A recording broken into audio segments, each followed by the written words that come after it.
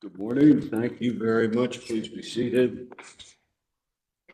And if you would, case. Good morning, Your Honors. The matter before the court this morning is the case entitled Agency of Transportation versus Timberlake Associates, LLP. Case number 22 AP 078. Representing the appellant, Timberlake Associates, LLP, is Pietro Lynn. Representing the appellee, Vermont Agency of Transportation, is Mark Seltzer. Thanks very much, and good morning, counsel. Good morning, all. Thank you for coming up to the podium. You know, there's a button on that new podium you can raise and lower. Oh, No. Yeah. Yes, I saw that. Jim. Yeah. So, as I said Is it- yesterday, you can drive it out of here too. Your Honor, is it looking low on me? Am I detecting the court's comments? I just want to make sure everybody's aware. So, if you would, for the record, please introduce yourself and identify your client. Yeah, thank you, Your Honor. Pietro Lynn, I represent the appellant in the case, Timberlake LLP. Thank you. So, Your Honor, may I proceed? Yes, please. Ladies and gentlemen of the court, I represent Timberlake, and this is an interesting case for all of you because fundamentally it's about weighing the rights of private property owners with the authority of the government to deprive those owners of valuable pieces of property and the process that needs to be followed to weigh the considerations and whether those considerations were followed here. And I think the best place for us to start is to think about the statutory scheme that exists that controls this process when it comes to the Agency of Transportation and highways. This case arises from a desire to build improvements at the interchange at I-180 or I-89 and routes 2 and 7 near we call it the Costco exit. There's no challenge to the finding of fact, as I understand it from the record, of the current condition of that interchange. Am I right about that? You are absolutely right. And that is the starting place for our argument, that there is, under the statute, a couple of findings that need to be made. The first, the court is instructed that it gives deference to the question of whether there is necessity. We agree. This is an interchange. This is an exit that needs to be fixed. The dispute here is about what needs to be done to fix it and the process that should be followed. Ultimately, whether the trial court ought to be weighing certain factors in making that determination. And what I want to focus the court on is the process that is contemplated by the statutes, and then we can talk about what was actually done here. Under the statute, and I'm thinking of section 501. I'm sorry to interrupt, but I just want to ask about something you just said. I was interested when I read some of the cases that necessity refers not only to the need for the project, but the necessity for the taking. And so are you conceding the first Yes. of those? Okay. Yes. Yeah, nobody's going to come and argue that we should leave things exactly as they are. We concede that under the statutory definition of necessity, at least the first part that you've identified, there needs to be something done here, or there should be something done. There are long waits. There are traffic jams. This is not a good situation. The issue that we're here to argue over is what do you do about it, right? And what is the process the state needs to follow, and ultimately what must the trial court focus on? And so I get back to the starting point, which in some ways is confusing. I'm sorry. No, I know that question is still thinking. Yeah. Okay. So the starting point, in our view, the trial court got confused on this point, is necessity is defined as reasonable need that the greatest public good and least inconvenience and expense to the condemning party and the property owner are involved in this solution. And what we would suggest to you is that there was no consideration given to the second part of that. And the reason we know that that is incredibly important is we look then to a different statute which identifies what the trial court needs to do in engaging in this inquiry. And what we know under section 504, 505 is that it's a two-part analysis. The first part of the analysis is, is there need? And the court's supposed to defer to the agency in terms of whether a need exists. But as I've already said, no argument there. A need exists. The second part of the court's obligation is de novo to establish or to determine whether the solution being proposed is one that fits the definition.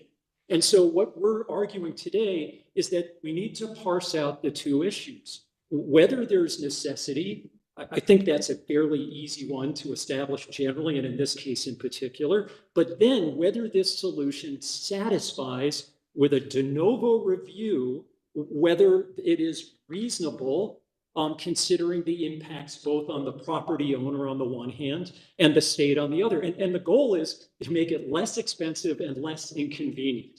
Isn't the review here not de novo? Isn't the review by us whether the facts are supported by competent evidence, and we will uphold a court's decision absent an abuse of discretion? That's in Ray South Burlington Shelburne Highway Project.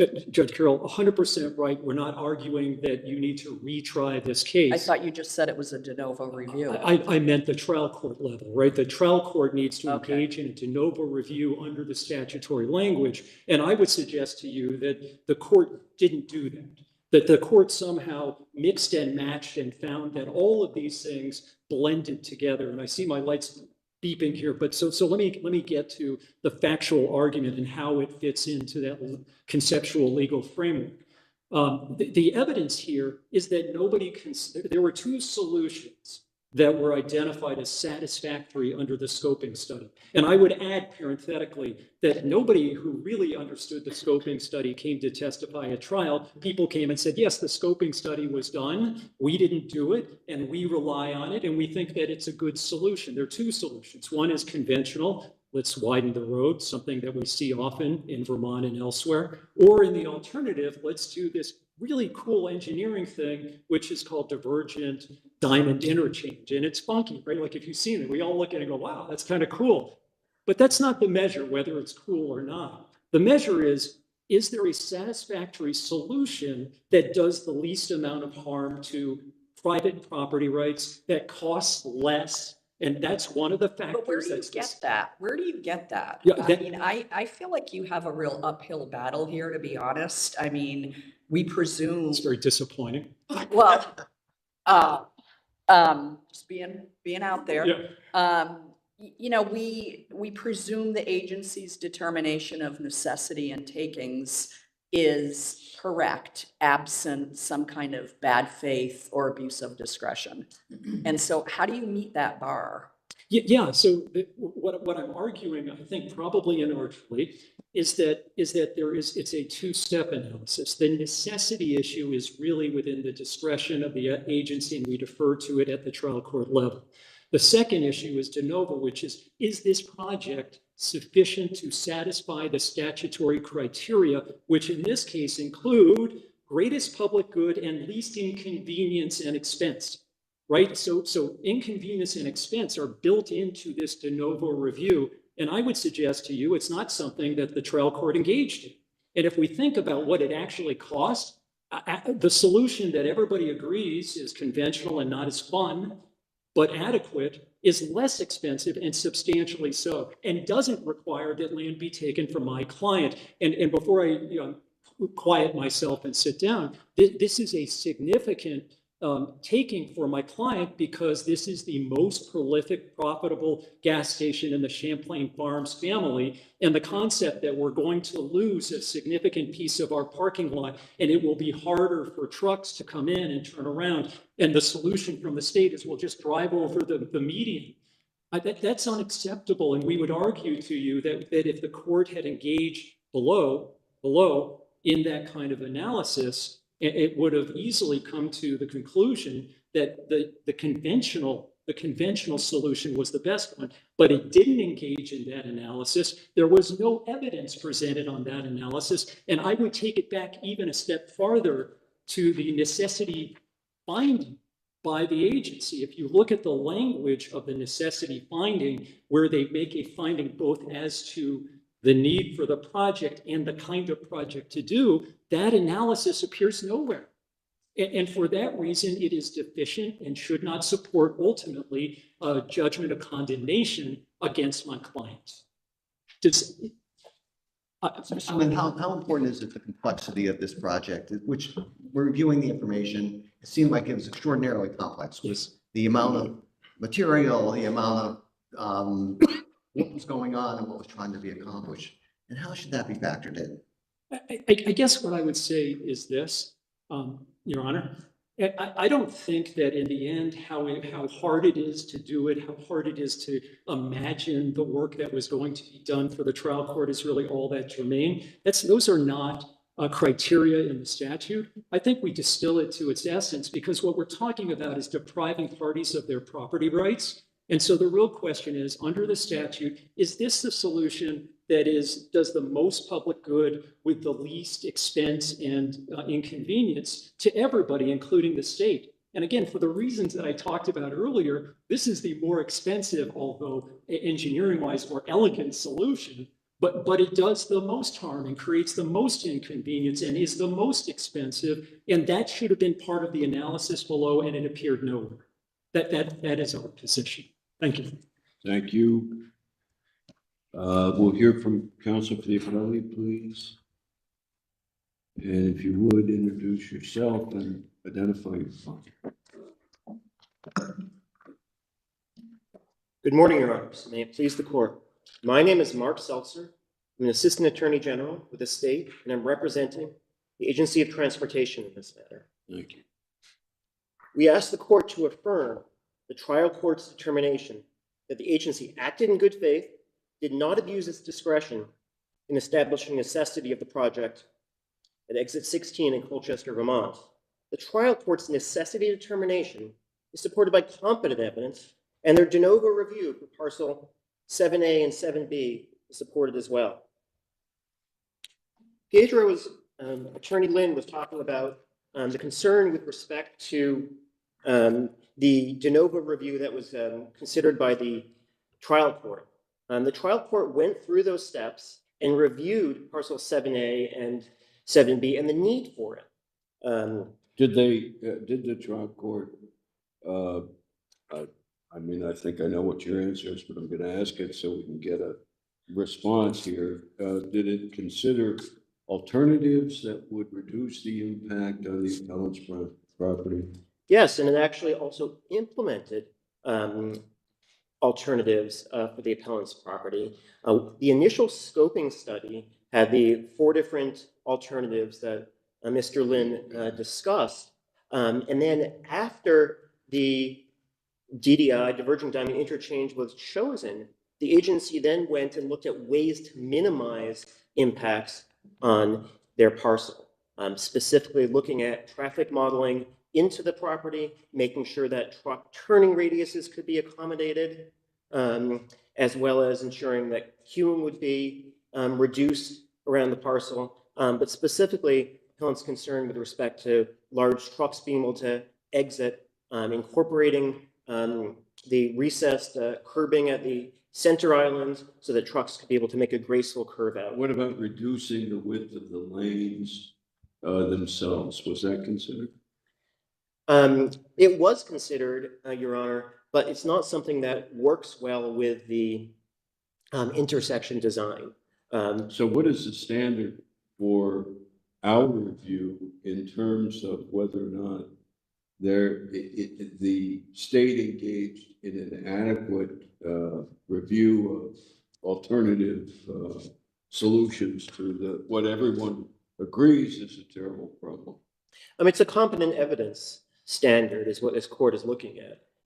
It's looking at, was competent evidence presented below to the trial court, and did the trial court go through those steps? Well, I have a note here that that I wrote out of the coming out of the order of the trial court that says no party rebutted the presumption in favor, and I suppose that's on necessity, but evidence of the parcel's impact, the appellant's parcel's impact did not outweigh the concerns for safety, etc.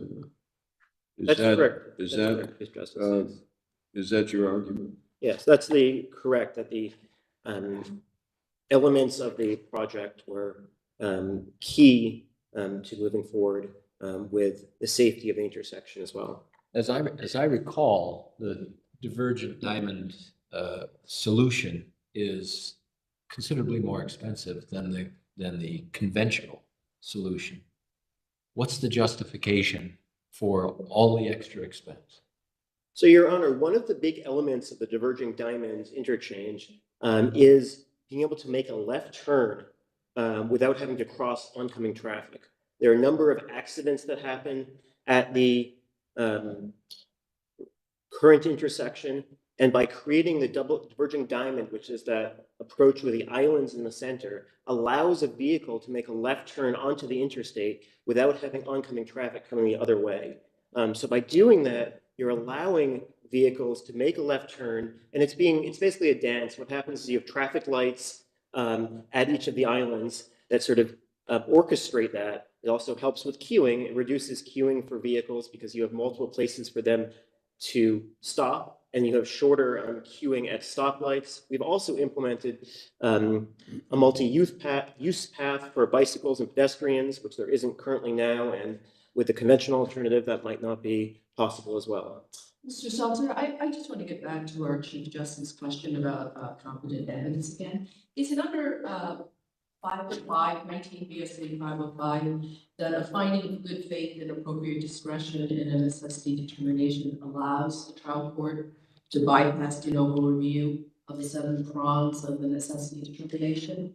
And in Pallett's briefing, I didn't find that appellant was contending the agency acted in bad faith or abused its discretion when it considered convenience to the landowners. You're correct, Justice. 505 A3A governs the threshold for necessity determination unless a party demonstrates bad faith.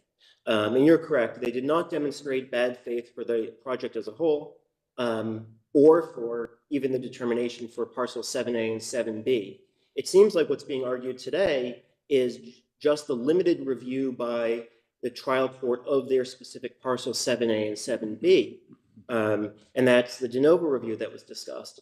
And I argue the court went through the analysis for all the parcels, including theirs, with respect to why they needed to take this parcel, why the agency needed to, and then looking at the factors with respect to the 7 factors under the definition of necessity, the convenience to the landowner, the homestead rights, and adequacy of other property locations. They went through a detailed review of that for each parcel.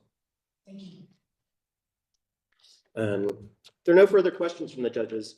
I'd like to conclude by saying that we respectfully request that you confirm or affirm the trial court's decision, finding for necessity of the project, as well as necessity to take parcel 7A and 7B at the Timberlake parcel. All right, thank you. How much time does the appellant have, please? Appellant has 5 minutes and 1 second remaining. Counsel. So let me respond to the excellent arguments made by counsel. What the state is proposing to you is that they should be able, unfettered, unchecked, to propose whatever solution they want as long as it meets the statutory criteria, that there will never be a comparison between equally satisfactory or nearly satisfactory solutions. And that would make the language of the It's not statute. like they get a blank check. There's hurdles along the way. There's the court needs to make a determination on the necessity as you've outlined appropriately. And so it's not like they can just come in and do what they want to do. There's a method that provides protection for individuals and as well as for the state to do its projects. Okay, and far be it for me, Judge Cohen, to argue with you, but I will. You've argued with me for many years, and I look forward to those. So So let me offer this, Your Honor. What I'm talking about is that the statutory criteria that require the de novo review are predicated on this concept that the solution that the state is entitled to pursue for purposes of taking someone's private property ought to be something that balances these competing concerns. And where the state only comes forward with one solution, where there are other ones that they acknowledge through testimony, it satisfy those criteria. And the judge looks at it and says, sure, that's one way to satisfy it. We're never going to even talk about these other ones. that puts my client in the impossible situation of arguing that a solution that is a good solution. I'm not here to argue that DDI won't work. I'm just saying that it's not the best solution when we consider the statutory criteria. And this is about process, right? This is a process where the court needs to understand and address whether there are other ways to do this that do not infringe on private property rights, that don't create additional expense and inconvenience for the landowner and for the state of Vermont. And you know, what I would say, Your Honors, is this: time is money. And here we are, right? We are litigating this issue because the state did not follow the statute and did not consider what would be a reasonable outcome that did not engage in litigation and get us to a place where here we are at the Vermont Supreme Court. So what I'm arguing to you, I see I'm wholly unpersuasive. I have said nothing to say that you're not being persuasive, and so.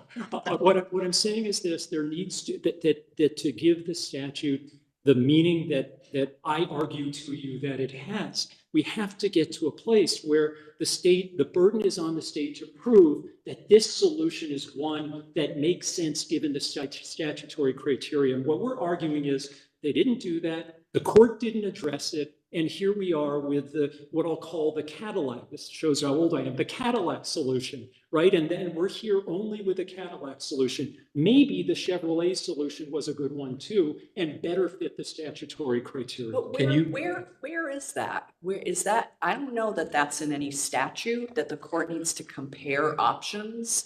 As I said before, it's an abuse of discretion. And so AOT proposes this diverging diamond intersection, and the court looks at it to see, under the standard, whether it's appropriate, whether it's an abuse of discretion was done in bad faith, etc. Where's the requirement that it consider all the other options? Yeah, I mean, it's an awesome question. I guess what I would say to you, Judge, is that it's not so prescriptive, so detailed that it says, okay, you've got to consider all the options. What it does is it contains criteria which applied here, where there are two options everybody agrees are equally satisfactory in the same study they're relying on. AOT didn't agree. Oh, yes, they did, Your Honor, at trial. They testified, their representative testified that the conventional solution was satisfactory. It made it safer and it solved the traffic problem. They just like this other one better. And parenthetically, it's the one that meant my clients lose their property. That was one witness, right? But AOT must think the diverging diamond is better if that's what it's proposing. Well, they do think it's better, but they think it's better outside the scope of these statutory criteria that they're supposed to be thinking about when they make these decisions. And I go back again to the very beginning where they made the necessity determination. There's nothing in that language that says anything about DDI versus conventional at a time where all this information was available. And Judge Eaton, Can I ask one last question? I know your time is up, but my time is up. I think I can. And I don't even get to talk to you about negotiation, do I? Right.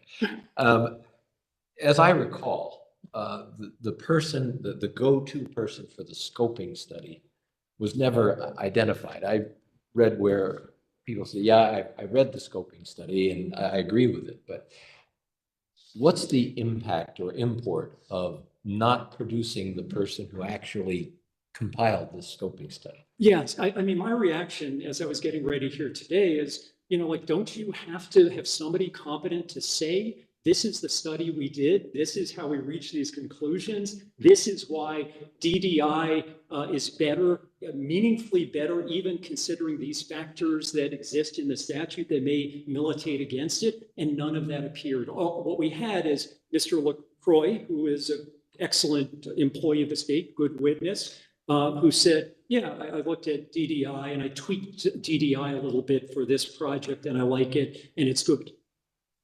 And that's it. And we didn't get to, are there other almost as good solutions, but because of these factors are better here? And I would suggest to you that that's got to be part of the analysis if this statutory language is to mean anything. Okay. Thank you very much. Thank you very much. Your time has expired.